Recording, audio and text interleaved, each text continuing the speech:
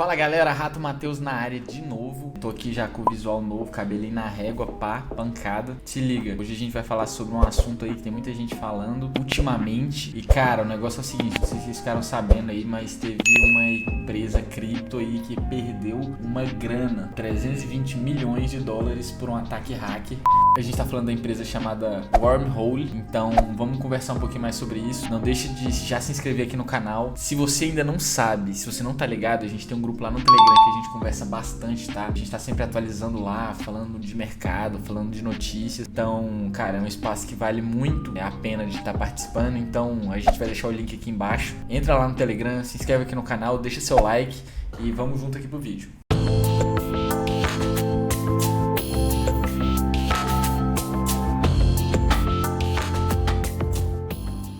Não sei se vocês sabem, mas as pontes são uma coisa real no mundo das criptomoedas, né? O que são pontes?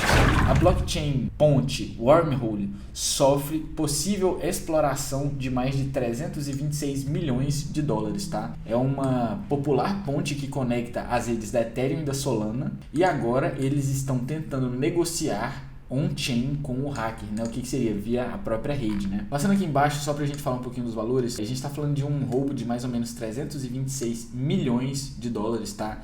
Eu vou explicar ali pra frente um pouquinho melhor como é que isso vai ser. Mas aqui tem uma parte importante que eu queria trazer para vocês, que é basicamente isso daqui, ó. Pontes cross-chain geralmente trabalham da seguinte maneira. Elas pegam um ativo, como o Ethereum, travam isso em um contrato inteligente dentro da própria rede para emitir um ativo paralelo em uma outra blockchain. Isso é a ponte, tá, Rato? Quando a gente tem cross-chain, são redes diferentes tentando se conectar. Por exemplo, Ethereum e Solana. São redes diferentes, mas que conseguem sim se conversar ainda. De que forma? A gente pode pegar ou a Ethereum ou a Solana, abrir um contrato, travar o capital lá dentro e na outra rede criar esses ativos necessariamente equivalentes aos que a gente colocou lá no contrato. Tem que ser na proporção 1 para 1. Por exemplo, a gente está falando do WETH, é o Rapid Ethereum. Mas esse Rapid Ethereum é esse ativo paralelo que a gente cria na rede, tá? Então a gente vai falar um pouquinho mais disso aqui agora. Olha isso daqui. Ponte do token Wormhole perde 321 milhões no maior hack de 2022 até o momento. As pontes de tokens entre Solana e Ethereum viu 120 mil WETH, que foi aquele token ali que eu acabei de mostrar, removidos da plataforma e distribuído entre carteiras Solana e Ethereum do hack. A ponte de tokens Wormhole, que é a empresa que a gente está falando, sofreu uma quebra de segurança na quarta-feira, resultando na perda de 120 mil tokens, 321 milhões de reais da plataforma. Wormhole é uma ponte de token que permite aos usuários enviar e receber criptomoedas entre Ethereum, Solana, Binance Smart Chain, Polygon, Avalanche, Oasis e Terra sem o uso de uma exchange centralizada. O que isso daqui significa? Que você consegue mandar o seu dinheiro, transformar o seu dinheiro em outra rede sem usar uma corretora, tá bom? Somente através de contratos inteligentes. Este é o maior hack de criptoativos de 2022 até agora e o segundo maior hack financeiro descentralizado até o momento. A equipe do Wormhole ofereceu uma recompensa de 10 milhões de dólares para o retorno dos fundos. Isso daqui é uma coisa muito importante da gente ter em mente, tá? Já vou falar um pouquinho mais para vocês sobre isso. A invasão ocorreu do lado da Solana da ponte e há temores de que a ponte de Wormhole para a Terra possa ser igualmente vulnerável. A equipe do Wormhole garantiu à comunidade que seu suprimento de Ether seria reabastecido para garantir que o WETH seja apoiado em 1 para 1. Mas ainda não há informações sobre de onde esses fundos virão ou quando. A rede Wormhole foi roubada em 120 mil Ethereums. Esse aqui é um tweet deles oficial, tá? O Ethereum será adicionado nas próximas horas para garantir que o WETH seja exportado de 1 para 1. Mais detalhes em breve. Eu acabei de falar aqui que é importante essa parte aqui da recompensa e eu já havia comentado esse 1 para 1, né? O que significa? Essa recompensa é muito importante dela ser aceita pelo hack pelo seguinte: se não for, a gente tá falando de um dinheiro que simplesmente sumiu, tá? Possivelmente vai morrer, vai assim, sabe, cair no esquecimento do mundo. A não ser que esse hacker segure isso por pelo menos uns 10, 15 ou 20 anos. Por quê? Porque a gente sabe exatamente quais os fundos que foram roubados. A gente sabe para onde eles foram, qual endereço tem esses fundos. Então qualquer movimentação desse endereço entra numa blacklist. É como se fosse uma rede de endereços criminosos. Então as corretoras não negociam com isso. Surgem alertas em relação a esse tipo de negociação, né? Sempre que por exemplo, a gente está falando de 321 milhões de dólares, né? Se 1 milhão de dólares for transferido dessa carteira para fora, a gente vai saber para onde foi. E se for para uma corretora, possivelmente eles vão pegar e vão trancar. E assim, é trancar mesmo. Aquilo ali é hacker, não tem como a gente colaborar com esse tipo de coisa. Então as corretoras vão confiscar aquilo mesmo e vão dar um fim. E qual é a única forma desse dinheiro se tornar legal de novo, né? Porque a gente tá falando de 120 mil Wrapped Ethereums que se tornaram ilegais, mas que já estão dentro do valor da rede. Como é que a gente faria isso? Basicamente, pro hacker é melhor aceitar esses 10 milhões, que é muito menos do que 321, mas que pelo menos ele vai poder usar bem como ele entender. Ele não vai ficar preso a uma única moeda, nem a uma única rede, e ele vai poder fazer o que ele bem entender. Então, a rede, a Wormhole, quer recuperar os 321 milhões, porque senão ela perdeu esse valor aqui, tá? O hacker não vai poder usar e nem ela, porque a transação é irreversível. Ela é rastreável, mas não irreversível. Então, assim, eles querem mesmo que eles devolvam, se tiver que pagar 20 ou 30, que paguem, porque eles têm que recuperar os 321 milhões. Isso daqui, pro hacker, é ruim ficar com isso, porque tá travado, como eu falei, ele não vai conseguir gastar. Tem que começar a mexer com a Darknet, tem que começar a mexer com algumas coisas mais anônimas, assim, mas é difícil você executar um roubo desse tamanho e o cara não pegar a recompensa, porque ele vai se travar por muito tempo, tá? Agora, só para terminar a linha de raciocínio, aqui em relação a garantir que o Ethereum seja apoiado em 1 para 1. Isso daqui é como uma stablecoin, tá? Como assim uma stablecoin? Para você emitir $1 digital, você tem que ter $1 em caixa. Para você emitir um Ethereum digital, o Wrapped Ethereum, você tem que ter um Ethereum em caixa. Então, assim, se não tiver, significa que a sua moeda não tem necessariamente o valor que ela deveria ter. Então, alguém vai ter que arcar com essa consequência. E aqui vai ser a empresa, vocês podem ver. O Ethereum será adicionado nas próximas horas para garantir que o Wrapped Ethereum seja exportado 1 para 1, mas detalhes em breves. Pronto, a equipe colocou isso e já era, eles vão assumir essa bomba neste momento. E isso aí é balanço para a empresa no futuro, mas enfim, aqui é importante ter em mente que tem que ser 1 para 1, porque senão causa um desequilíbrio, né? É como se a gente estivesse literalmente tirando da rede, né? Eu falei que é como se você manda, sei lá, da rede da Ethereum para da Solana. Beleza, se você manda, tem que sumir da Ethereum, supondo que seja da Ethereum para Solana. Tem que sumir da Ethereum e aparecer na Solana. Como que isso acontece? Meio contrato inteligente. A moeda fica completamente travada lá na Ethereum, dentro de um contrato, enquanto ela está livre na Solana. E o contrário dá para fazer também. Você volta esse Wrapped em função de Ethereums originais. Então você recupera do contrato. Ou seja, nada se cria, nada se perde. Tudo vai, tudo vem, mas não pode surgir novas, né?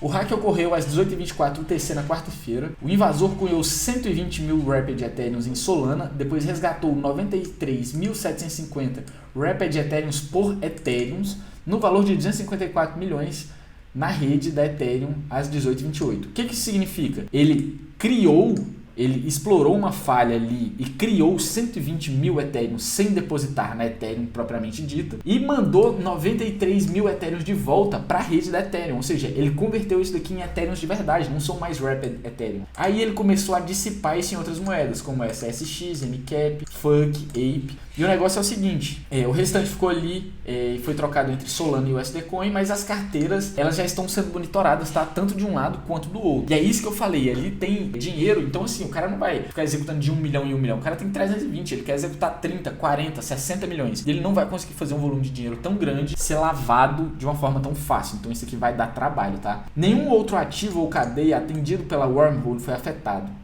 Mas a empresa de auditoria de contratos inteligentes Certic disse em um relatório hoje que é possível que a ponte do Wormhole para o blockchain Terra compartilhe a mesma vulnerabilidade que a Solana.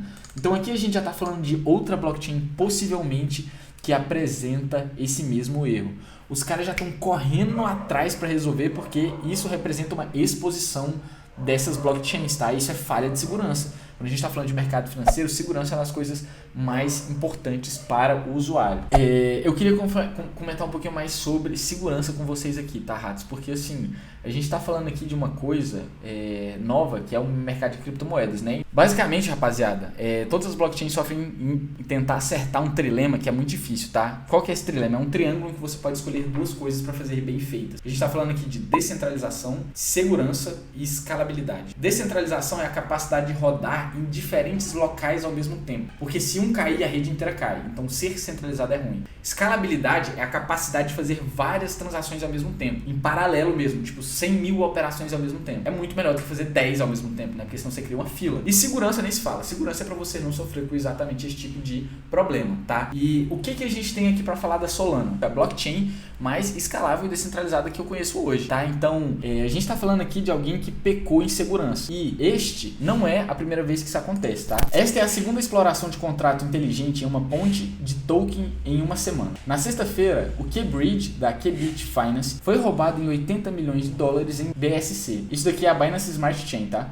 Também é uma reminiscência do hack da Poly Network em agosto do ano passado, em 610 milhões de dólares em cripto foram roubados da plataforma. O que isso daqui significa? Significa que quando a gente está falando de bridge, que são pontes entre redes diferentes e redes que já não são tão seguras assim, como assim não tão seguras? A Solana, claramente, ela é uma rede que ela é nova, tá? Essa não é a primeira vez que a Solana está sofrendo com esse tipo de coisa, tá? No ano passado a gente teve uma queda do sistema por causa de um ataque DDoS, que ele atacou diretamente ali a ordem das transações e isso acabou derrubando a rede. Então, apesar de ser uma rede que entrega muita velocidade e escalabilidade, né, além de descentralização, ela não é tão segura. E isso é um alerta para todos nós, tá? Seguindo aqui, tem uma parte que o pessoal explica um pouquinho mais de como aconteceu nessa parte de segurança. Como aconteceu? Essa não é a primeira vez que uma plataforma de cross-chain é hackeada. Felipe Veloso, economista e fundador da CryptoMaster, explica que o erro ocorreu por uma fraqueza do sistema Solana VAA, a área de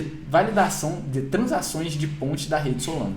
A rede Solana é muito frágil, já foi hackeada 4 vezes nos últimos 2 meses. Existe um trilema no mundo cripto: descentralização, segurança e escalabilidade. A rede Solana optou por ser mais escalável e rápida, deixando descentralização e segurança de lado. Por terem poucos validadores, menos filtros de segurança. E a rede é mais frágil, afirma.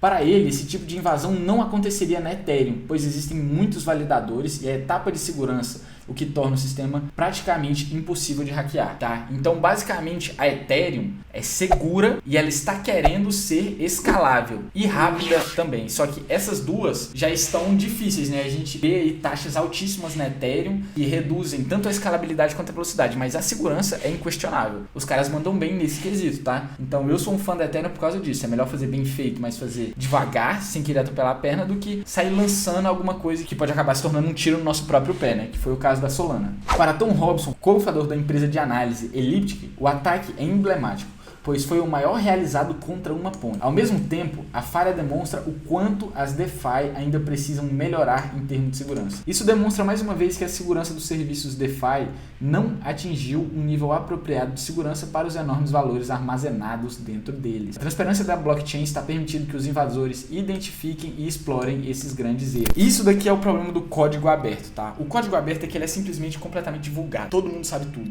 inclusive os hackers. Então eles podem ficar a vida inteira procurando um erro até que eles encontram. Isso é bom e é ruim por quê? É bom porque estimula o desenvolvimento de novos códigos abertos, mas se a gente não tiver uma segurança bem estruturada, tá? E a gente tá falando de estrutura de blockchain mesmo, de programação, de como ela foi construída, de arquitetura, se ali não tiver já esse tipo de cuidado, depois não tem como resolver mais, tá? O que eu queria trazer com isso daqui pra vocês é cuidado, muito cuidado com essas redes que a gente tá vendo aí surgirem, principalmente a Solana, que a gente viu, poxa, sair de 15 dólares para 200, 300. Isso foi um hype muito forte por causa da escalabilidade. Mas naquele momento lá em que ela estava completamente hypada, não se questionava a segurança. E como a gente viu aqui atrás, 4 hacks em 2 meses. Recentemente os caras já estão achando os problemas. E isso é o tipo de coisa que não acontece com redes mais sólidas. Então cuidado, tá? A Solana é uma rede top, sim. Ela vem para entregar muito valor. Mas não acha que ela vai ser a galinha dos ovos de ouro que vai te deixar milionário, porque ela, assim como qualquer outro projeto, tem suas falhas. Tá? Principalmente essas coisas de pontes e DeFi. Saibam onde vocês estão se metendo. E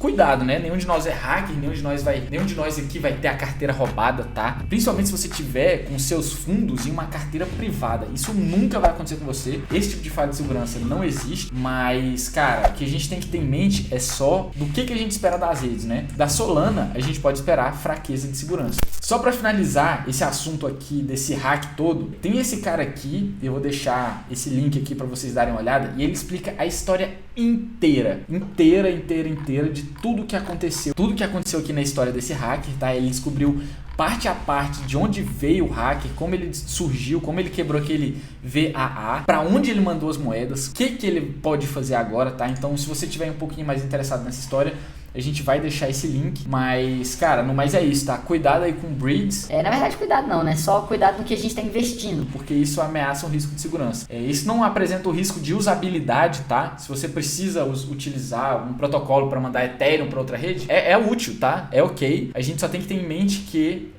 falhas de segurança existem, qualquer ponte pode ser roubada, então vamos torcer pro hacker devolver as moedas, porque senão a wormhole tá enrolada, eles perderam todo aquele dinheiro porque aquilo vai estar morto, tá? Vai estar blacklisted, não vai ter mais o que fazer, e a gente não quer ver isso, né? A gente quer ver cada vez sistemas mais rápidos, baratos e seguros. Então, segurança é importantíssimo, rapaziada. Cuidado onde a gente tá se metendo. No mais, queria agradecer a presença de vocês. Deixa aí nos comentários o que você achou desse roubo, o que você achou dessa história. Não esquece de deixar o seu like e, de novo, dá uma olhada lá no link do Telegram que você não vai se arrepender. Mas obrigado, valeu. She says that she loves me, she just wants to fool me.